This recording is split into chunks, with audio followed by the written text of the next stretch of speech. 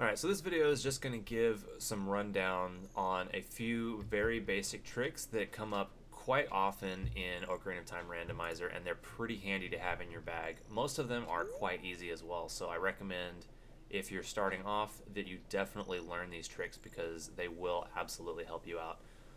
The first one is called power crouch stabbing, and it's a weird bug where this is when you're crouching and attacking with your sword. This crouch stab, they didn't program in a damage value for it. So what it does is it just defaults to the damage value of whatever your last attack was.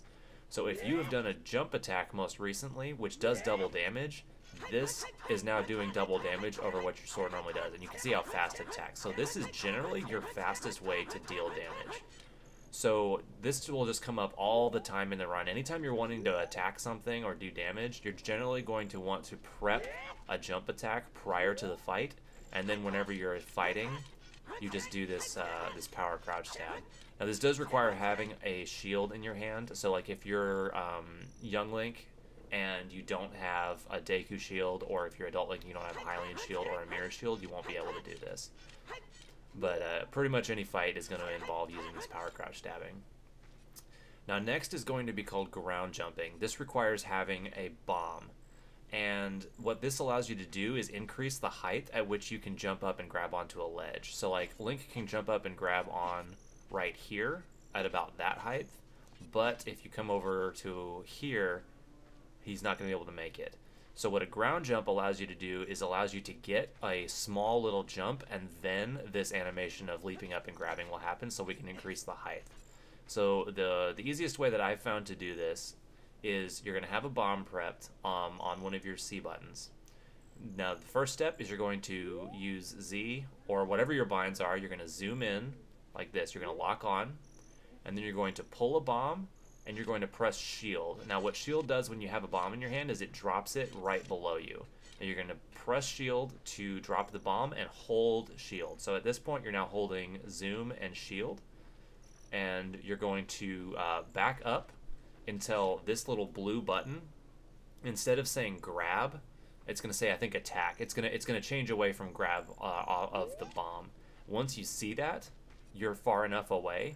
What you're going to do then, you're still holding the same buttons as before. You're going to mash A to roll forward, and you keep mashing it until the roll is finished. And Link should kind of roll forward and then like lock into place with his shield out, and you're going to do that until you shield the explosion.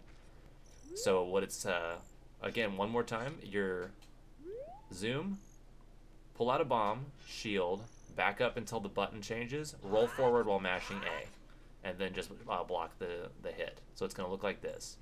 Zoom, bomb, shield drop, back up, roll forward while mashing, and block the hit. So now your ground jump is stored, and the next time so now you'll be able to use it when you get to like a wall or a surface. Now the way you use it is you're going to get up against the wall at a place that you wouldn't normally be able to do it, and you're going to backflip by, you're going to zoom up against it with Z. You're going to hold back and jump, or A, and it's going to make you sort of like hop up a little bit, and then you're going to hold forward immediately. So you're going to zoom, back and A, and then forward. And it's going to look like this. So you'll backflip and then get a little hop up. Now this comes up in a lot of places. The kind of one of the more common ones is the big blocks with the moons on them, like in the Forest Temple or the Shadow Temple, things like that. There's a lot of places where you'll need to like push those blocks around to get them into a lower notch so that you have enough height to be able to get up on them. But with this ground jump, you can just get on top of it directly. It's enough height to be able to get on that. It also will come into play in like the Deku tree as Child Link. So this works as both adult and Child Link. With Child, it only works with the Deku shield though, because you need you need the shield where you can be standing and holding it forward, not like where Child Link has the Hylian shield and he kind of crouches down with it on top of him. So anyway, that's ground jumping. Let's see. Now we've got this is a nice setup for bomb chew bowling. And what we're going to do on this one, we need to get 3 bomb chews into targets in a row. Well, not necessarily in a row, before you've used up a total of 10 bomb chews. With this setup, you will always, always, always get it. So the first one is always in the center here, and you just have the little spiky thing in the way. So this one's easy. So you just get right in the middle, facing forward, and launch the Bombchu so that it doesn't hit the spike. Now for the second one, what we're going to do is we're going to press Z so that we're targeting and back up. Now the point of the targeting is to like back up so that Link doesn't change his direction he's facing. You can see he's still facing forward the entire time. Now while we're back here, we're going to let go of target and pull a Bombchu and then just let it explode and take some damage. So if you're about to die, this trick won't work because we do have to take some damage. But you'll notice that while this happened, Link is now facing slightly to the left. So once this has happened, now we're going to target again with Z, and that will lock this orientation in. You see, is no matter how much we move, we're always facing to the left like that. This angle is perfect for getting a Bombchu to go along this left side wall and hit targets.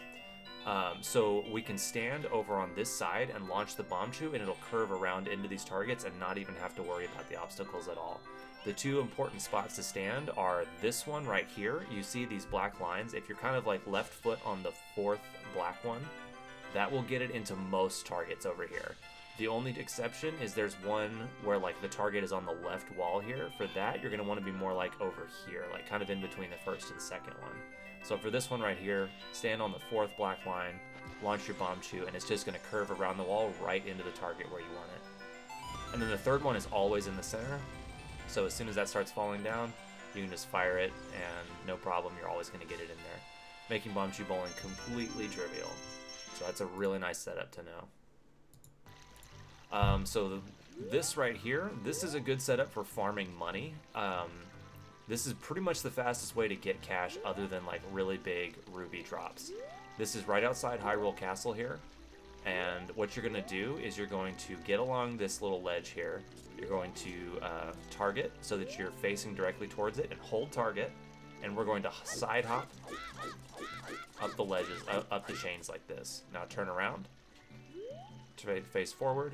What you're going to do is you're going to hold forward and mash A so that you roll and jump, and then kind of like hold to the side a little bit. You want to kind of curve yourself to the right, and then when you're landing, just roll so you don't take any damage.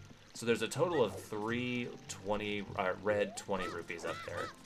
So on your first jump, you'll be able to grab 2 of them, and then from the other side, you'll be able to grab the third one. So every time you can do this, you can get a total of 60 rupees. So you can grind really fast. So you just come in, come back out, and repeat this.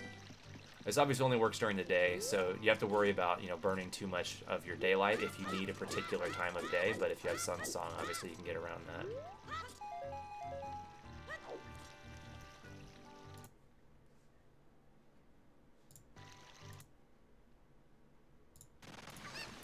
So this is a cool trick if you want to get into Zora's Domain and you don't have Zelda's Lullaby. This is obviously a sequence break, so it's not going to be in logic, but there's definitely times where being able to get in there is useful without Zelda's Lullaby. For example, if you have Ruto's Letter and a Boomerang, and you want to be able to do Jabu, then this would let you get in there and do that out of sequence. Or like you could get in there with Ruto's Letter and move King Zora so that you can do Ice Cavern, things like that. So this is a pretty decent sequence break to know, and it's pretty easy. This chicken is from the entrance of Zora River down near where the guy that sells the beans is at. So if you bring that chicken all the way up here, you can actually use this chicken to get into Zora Kingdom by getting behind the waterfall, even without having to play Zelda's Lullaby. So if you kind of like hug the wall on the left, that waterfall is just a flat plane. You can squeeze behind it and then throw the chicken and grab onto the ledge. And as Child Link, it's not too difficult to use the chicken. Now, it's possible with Adult Link using the hover boots, but it's quite difficult. It's a lot harder to do it that way than it is to do this way. So that's kind of an advanced trick. This one's not too bad, though. So if you just kind of line yourself up where you're going to jump behind that waterfall and make sure you just hug the left side. So you're just going to hop off. This was probably not... That was a pretty bad angle. You know what? Even with that bad of an angle, it still made it, to show you how forgiving that is. I was like way too far into the wall, and we still got up there. So if you just... you just line yourself up and hug that wall and hold along it, and then when you get near where the door is, you just throw the chicken and hold forward. No problem, you can get in here quite easily. So that's a pretty useful one to know. This one will come up very often if you aren't, using seed settings where you give yourself the Kokiri sword. If you don't have Kokiri sword, then it's not very likely to show up in your seeds. What you're going to be using as Child Link is typically Deku sticks for all of your like melee combat. And so there's a lot of fights where you're going to want to use as few as possible. Boss fights, dead hand, things like that. Goma here in the Deku tree. So there's a way that you can break the Deku stick and still use it as a weapon, but have it not go away after every single one. It's quite an easy setup. You just get along any wall, like any flat wall, hold to target. Now you're going to keep this held. Now you're going to do back and A to backflip away from it, release target, hold target again, press A to roll forward, pull out your Deku stick, and then tap A to do a jump slash, and now your Deku stick is broken. And so you can, you can just attack with this. You can, jump slash, you can power crouch stab, things like that. Well, it won't let me because you have to have another Deku stick in your inventory for it to let you like press the button. But if I would be able to power crouch stab and regular attack with it. But you can still jump attack even without it. So this is a way to like just use up one Deku stick instead of a whole bunch in fights. So like if you're about to go into the Goma fight, you can prep yourself by before you trigger her boss fight. Just break your Deku stick and you'll have it ready. So this last one, this is pretty difficult and not super duper necessary, but it is really nice to know. This is by far the hardest trick of the ones that I'm showing in this video, but it also is pretty useful and could come up quite often, so I'm going to go ahead and throw it in here anyway. This is what's known as basement skip. So the way that Deku Tree works is you're supposed to come down here after doing the upper area, and you're supposed to go over there, use the Deku stick to burn that web down, and do this whole long section. And what it results in is you having to use the slingshot to open a door to get to this upper area here. We're just barely not quite able to make it up there. This block is normally on the upper area. I've already pushed it down in this save file, but it normally starts up here in this track. Now, if you have bombs already, you can use that ground jump that I talked about earlier to make it up where this little ledge is right here. So that's one option if you have bombs. But if you don't have bombs, you can still get up anyway with this more difficult version. Now, the way the setup works, if you look right about here, there's a little seam in the wall right here where there's kind of like an angle coming in from both sides. You want to get yourself right in that seam, and you can kind of like, if you're rolling and kind of like wiggling the stick left and right a little bit, you can wedge yourself into the seam pretty well. Once you're in it, you want to make sure you're facing kind of like the left side of that seam, right about here. So you're going to target. Now you don't have to do this part, but I find it quite helpful. What I like to do is I like to pause here, and you can buffer things out of the pause menu to make sure you get them first frame. And the reason why that's important here is because what we're going to be doing is we're going to be backflipping twice away from the wall. But it's important that you don't accidentally walk a little bit and then backflip, because that will make your position incorrect. What you want to do is just 2 backflips directly from standing. So if we pause, you can unpause, and while it's reloading in, just be mashing backflip, and you get yourself 2 backflips. And we're going to do a total of 4 moves here. We're going to do backflip, backflip, side hop right, side hop left. And that's going to get us to this position right here. And you're holding a target during that entire thing. Let's watch that with the buffer, just in case you want to see what that looks like. So we're going to get ourselves into the seam here. Target on the left side of it. Pause. Now I'm going to unpause, and I'm going to be mashing backflip. I'm going to do 2 backflips, 1 side hop right, 1 side hop left. Okay, so now we're here. You're going to let go of target, and you're going to C up so that you go into first person mode. Now, to get ourselves the correct angle, what you want to look for is on the left side of your green button here. We're going to move that over so that the left side is lined up. You can kind of see in the upper area here, there's like a little black curvy line right here. We want to get that lined up with the left side of our green button here. And it needs to be pretty precise, so you don't have a whole lot of wiggle room here. You can be off like a little bit on both sides, but that looks pretty good there. One sort of like other way to tell is like in your bottom C button here, this line right here should be kind of going right into the number of whatever the item is. So like if you had Deku sticks or bombs here, this little black line should be going right into it. So this should be a decent position here. So get back out of first person by pressing C up again. Okay, so now we've got the position correct. So a little bit more setup. We're going to target. We're going to press A with neutral inputs. Don't touch the stick. You're just going to tap A to roll forward. Now we're going to pause, and we're going to buffer a roll forward. And just hold forward while you're doing it. So I'm going to unpause, I'm going to hold forward, I'm going to mash A. And if it worked, what's going to happen is we're going to get a really quick roll and a hop, and we're going to grab onto the ledge. Perfect. So that's what you want it to look like. It'll get you up here, and then you can, you know, pull the block down and get it lit, or you can pull the block like to the middle here and jump off towards this torch and pull out a Deku stick like as you're hitting it, and it will light it. If you want to be safe though, seriously, just push the block down and you know, bring the lit Deku stick up the normal way. So let's watch that whole trick one more time just to cement it a little bit. So first step, get in the seam, target the left hand side, pause. We're going to buffer 2 backflips backwards, 1 side hop right, 1 side hop left.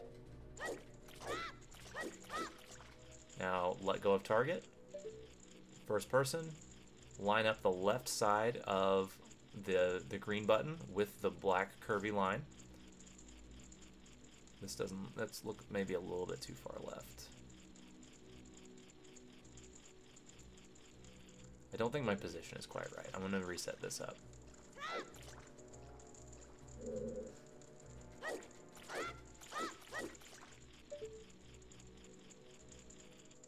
Okay, that looks maybe okay.